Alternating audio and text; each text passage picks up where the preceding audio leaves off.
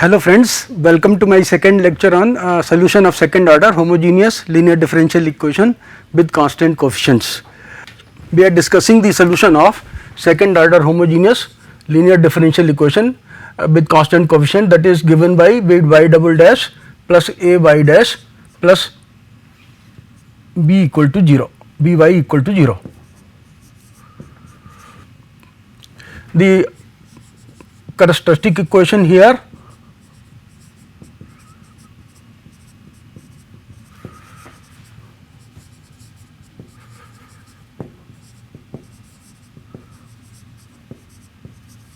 is given by m square plus am plus b equal to 0. Let us find the roots of this quadratic equation. M equal to minus a plus minus under root a square minus 4b divided by 2. So, there are two values of m. We have three cases. Case 1, distinct roots. Case 2, complex conjugate roots.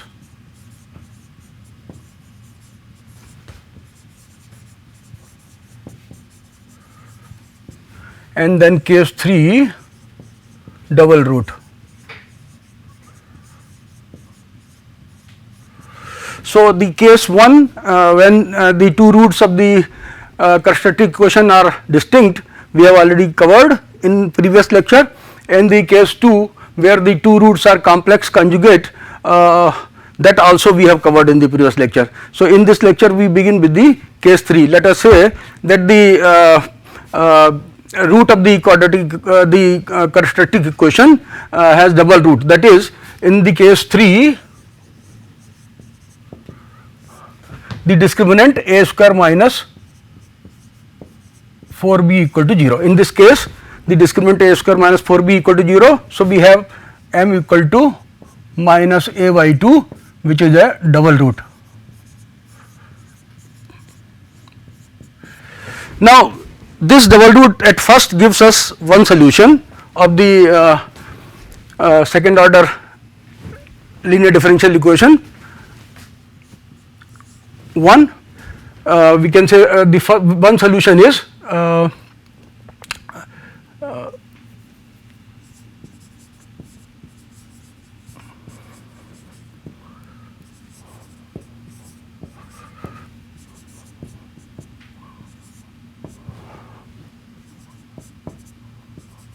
one solution of the given equation 1 we can write as by 1 equal to e to the power minus a by 2 into x. Now, to obtain the other independent solution by 2,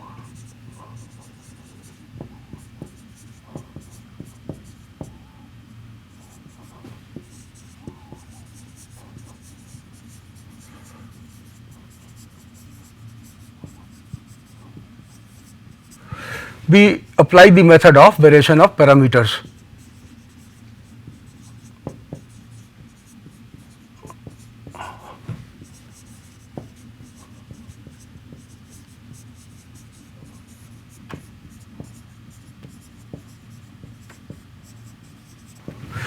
This method of variation of parameters was given by Lagrange.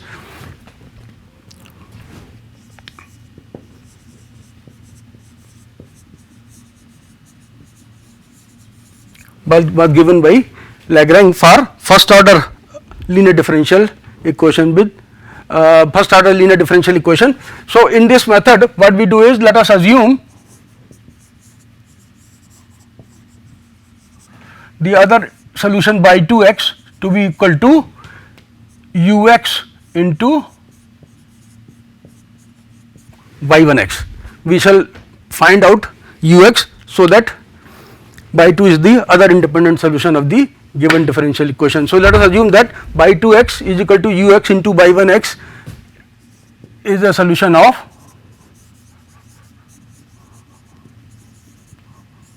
equation 1. Then we shall have, let us substitute by 2x. So, let us by 2x gives by 2 dash x equal to u dash x into by 1x plus ux into by 1 dash x, and by 2 double dash x equal to u double dash x into by 1 x plus u dash x into by 1 dash x plus u dash x into by 1 dash x plus ux into by 1 double dash x, or we can say this is u double dash x into by 1 x plus 2 times u dash x into by 1 dash x plus ux into by 1 dash double dash x. Now let's substitute the values of by 2 dash, by 2 double dash in equation 1. So substituting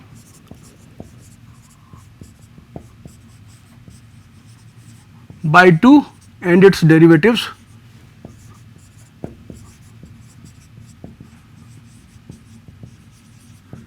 in 1 we have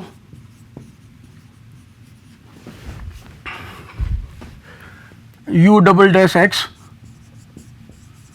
into by 1 x plus 2 u dash x into by 1 dash x plus ux by 1 double dash x plus a times by dash is by 2 dash. So by 2 dash is equal to u dash x into by 1 x plus ux into by 1 dash x plus b times by will be replaced by 2 and by 2 is u into by 1.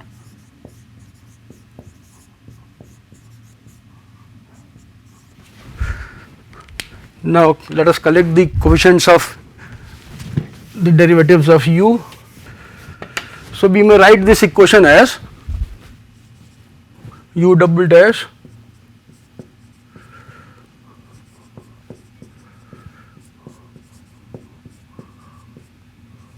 the coefficients of u dash x are 2 by 1 dash x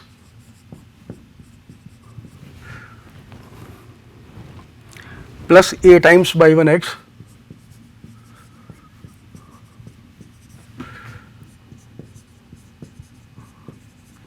the coefficient of ux is by 1 double dash x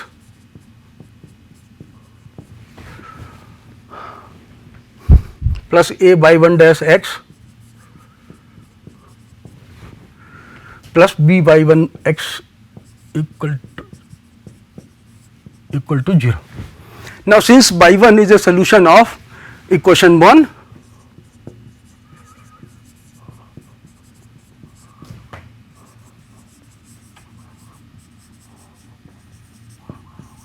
we get by 1 double dash x plus a by 1 dash x plus b by 1 x equal to 0. Also by 1 x is equal to e to the power minus a by 2 into x. So let us differentiate it with respect to x. It will give me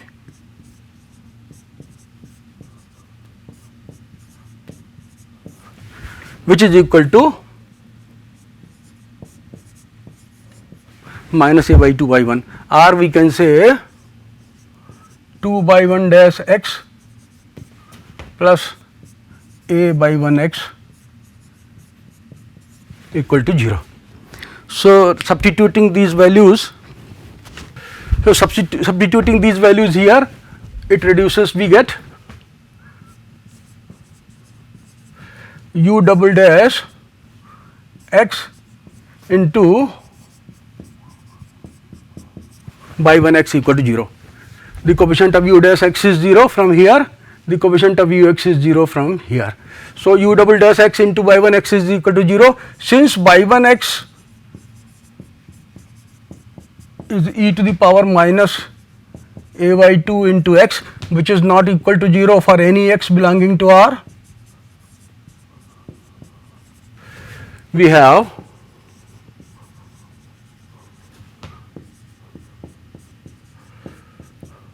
u double dash x equal to 0.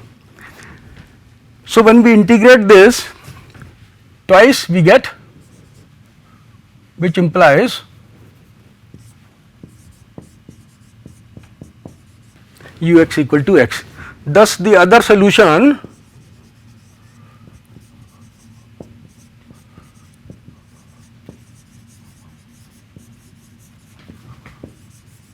of the equation 1 is given by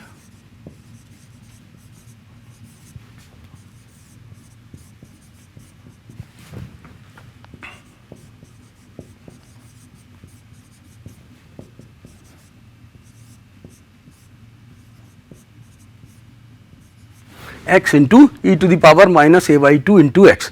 Now, so this was one solution, and then we, to find the other solution, we applied the method of variation of parameters, where we assumed by 2 x equal to u x into by 1 x. Now this, so the, now let us see that by 1 and by 2, we see that by 1 over by 2 is equal to 1 over x, which is not a constant.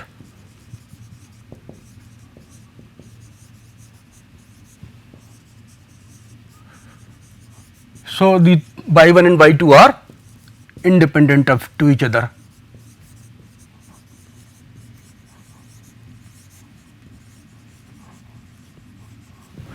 So, we got two independent solutions of the equation 1, and therefore, we can write the general solution as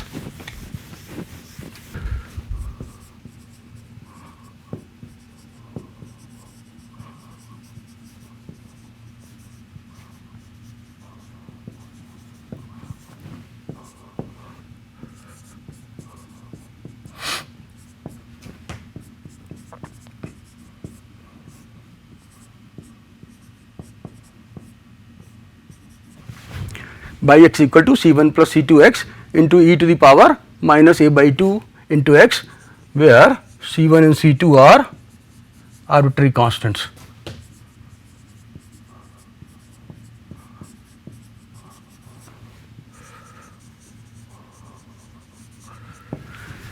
Now, let us take an example on this.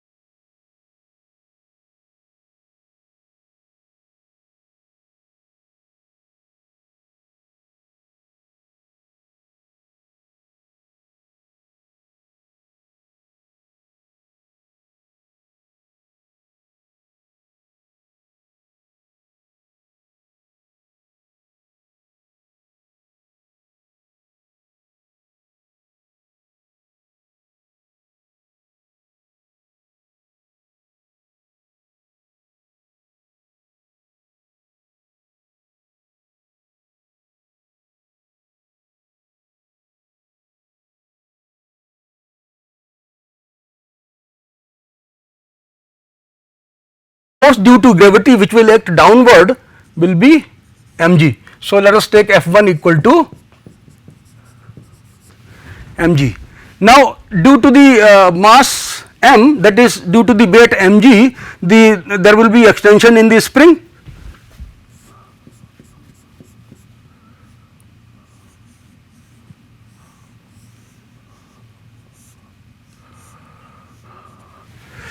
Before it comes to the equilibrium position. So let us say in the equilibrium position, the force due to gravity, that is F1 equal to mg, will act downward, while the spring force will be lambda s naught, where the spring force is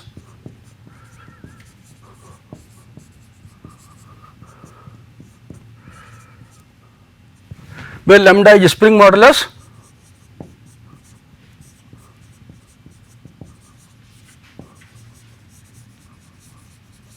and S naught is the extension or stretch in the spring.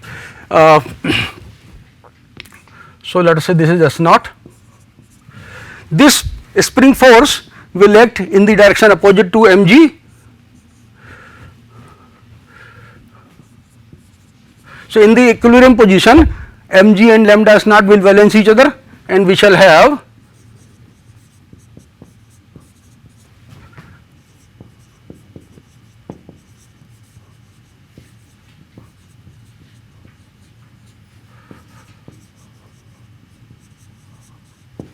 mg equal to lambda S naught.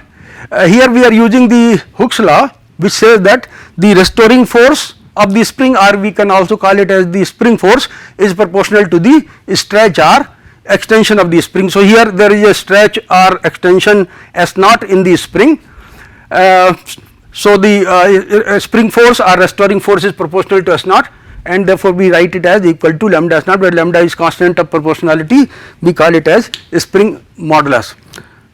Now let us pull the mass m downward and then release it.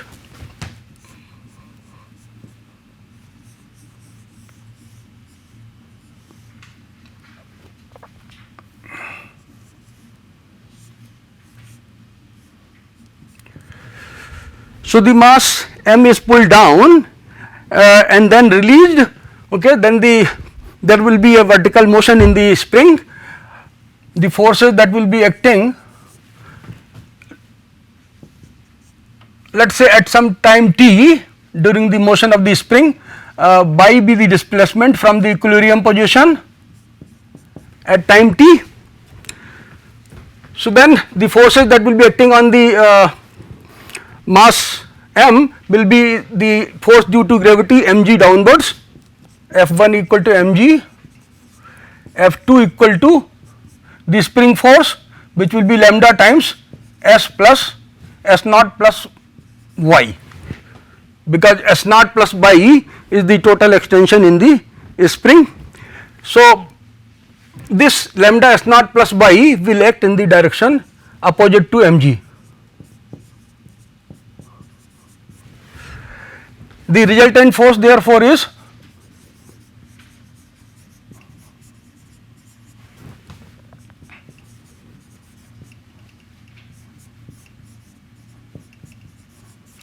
since mg is equal to lambda s naught, we have resultant force as minus lambda y. Now let us apply the Newton's second law, Newton's second law.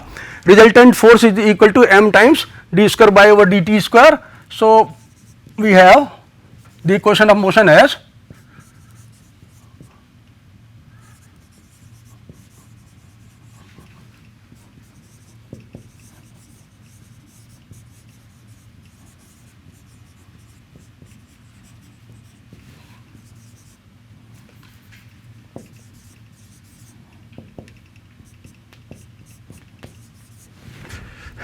m by double dot equal to minus lambda by r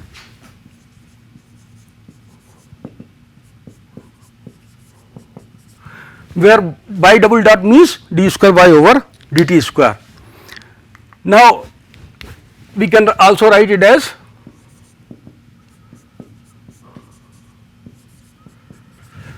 So, if we denote omega naught, let us denote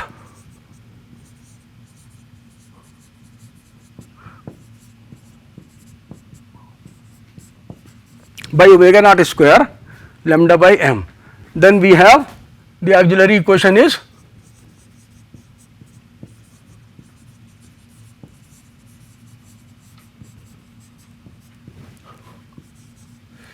let me not write m.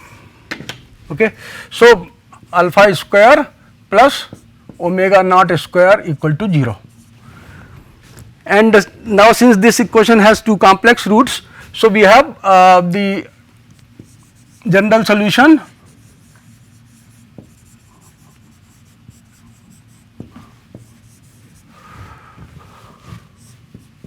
of equation 1 as by t equal to C1 cos omega naught t plus C2 sin omega naught into t. Now, it can also be expressed as C times cos omega naught t minus delta, where C is equal to under root C1 square plus C2 square and tan delta is equal to C2 by C1. It can be easily checked. Now, if by naught is equal to, if we impose the initial conditions in on this motion as by, suppose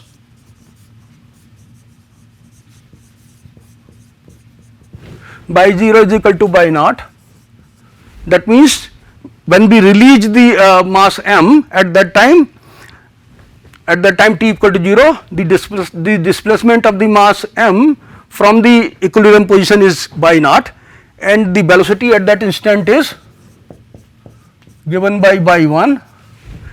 Then we have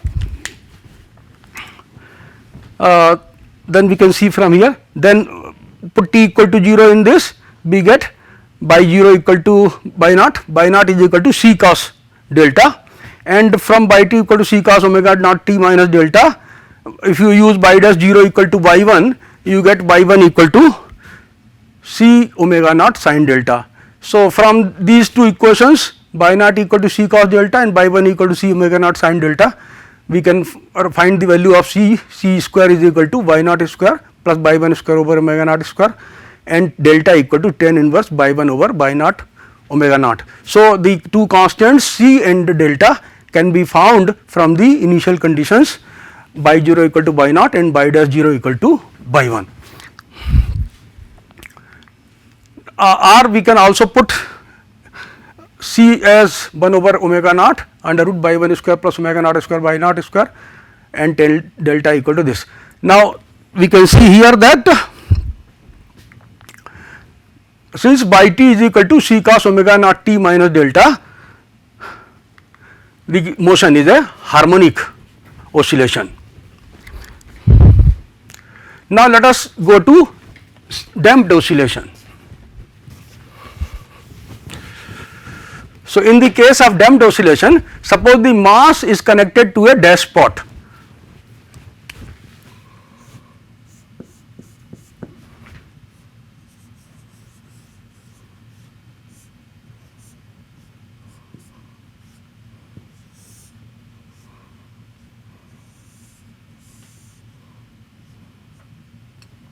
This is dash pot.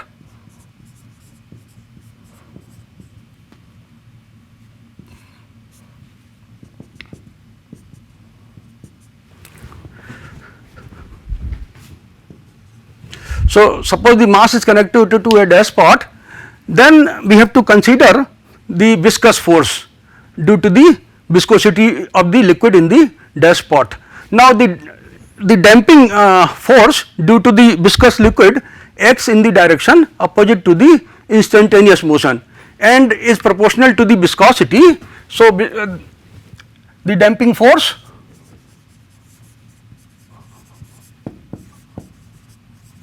is proportional to the viscosity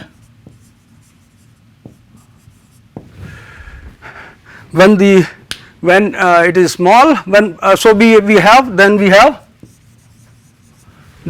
third force, which is we are taking as F3 equal to minus C y dot. Y dot is the velocity at instant t. So the force due to the viscosity of the liquid which is there in the dash pot, there will be a force which is called damping force. It acts in the direction opposite to the instantaneous motion, and this C is a damping constant. This C is a damping constant. Now let us see. So in the now the resultant force will be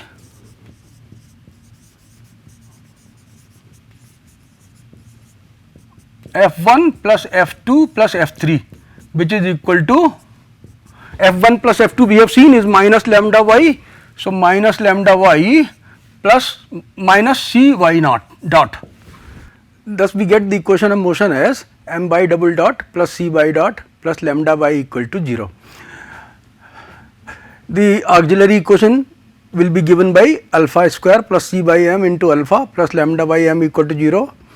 The two roots of this auxiliary equation are given by alpha 1 and alpha 2, where alpha 1 is minus C by 2m plus 1 by 2m under root C square minus 4m lambda, and alpha 2 is minus C by 2m minus 1 by 2m under root C square minus 4m lambda. Now due to the discriminant C square minus 4m lambda, there arise three cases. The case 1 is C square is greater than 4m lambda. In that case, the two roots alpha 1 and alpha 2 of the auxiliary equation will be distinct. So now we have three cases. In the case 1, when C square is greater than 4 lambda, we have the case of over damping because the damping constant C is high here. So in this case, the general solution is given by t equal to C1 e to the power minus p minus q into t plus C2 e to the power minus p plus q into t. Now where p is equal to C by 2m and q equal to 1 over 2m under root C square minus 4m lambda. Now from here we can see that p is strictly greater than q, and so when t goes to infinity, e to the power minus p minus q into t goes to 0, as well as e to the power minus p plus q into t goes to 0. So in the equation 1, when by t goes to 0 as t goes to infinity, that is the system comes to rest after a sufficiently long time. In equation 2, we see that by t is given by c e to the power minus pt cos omega var t, and therefore the motion is a harmonic oscillation. The displacement curve yt lies between by e to equal to c times e to the power minus pt and by equal to minus c times e to the power minus pt. So this is, let us say, t axis, this is by t.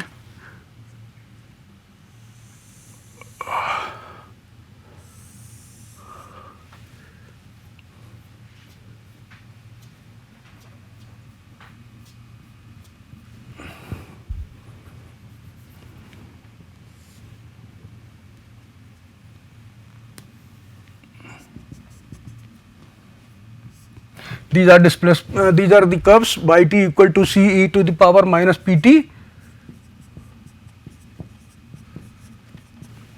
and by t equal to minus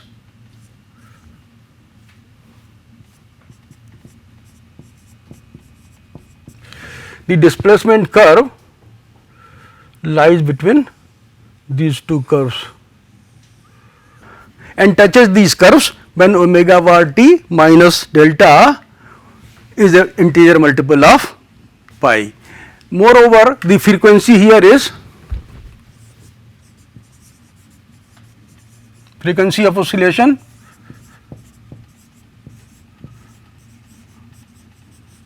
is equal to omega var over 2 pi.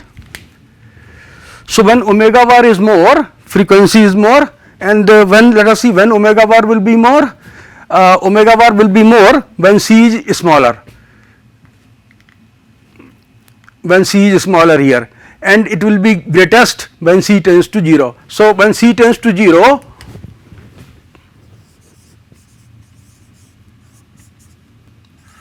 omega var goes to 1 over 2m under root 4m lambda, which is equal to under root lambda by m, which is equal to omega naught, the omega naught which we found in the case of the simple harmonic oscillation, this omega naught by t equal to c cos omega naught. Here omega naught, you can see omega naught is root lambda by m. Now let us discuss the last case. In the question 3, you can see we have by t equal to a plus bt into e to the power minus pt. Since e to the power minus pt is not equal to 0, by t can never be 0 except possibly once when a plus bt is equal to 0, that is t is equal to minus a by b. Hence the motion can have at most one passage through the equilibrium position. Now if the initial conditions are such that a and b are positive, then you can see by t can never be 0, because if a and b are positive, then by t can never be 0, so the displacement will never be 0, and this case is similar to the case 1. In the case 1, you can see by t tends to 0 as t goes to infinity. So the system comes to rest after sufficiently long time. Thanks.